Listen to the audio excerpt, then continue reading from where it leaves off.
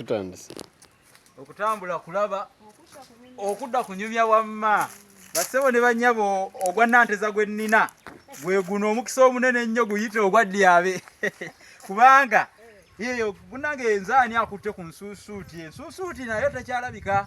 Ensuusuuti abamu temuzirina mu bibanja byammwe temuzirima. Naye ng'ate Ensuusuuti zino n'abazungu bagamba zirimu vitamini nnyingi. Bannasayansi mujja kukibabuuzaako ekintu ekyo. Ensuusuuti kimu kati ku bimera abantu ababimanyimu omugaso wano mu Buganda n'okwetoloola ensi yonna babyettanidde nnyo okubirima. Kiranda bulanzi era luno lwe lulyo lwakyo. Kiranda bulanzi ng'ensujju bw'eranda naye kyo kirandira ku bintu kati kirandidde ku miti zino z'Ensuusuuti.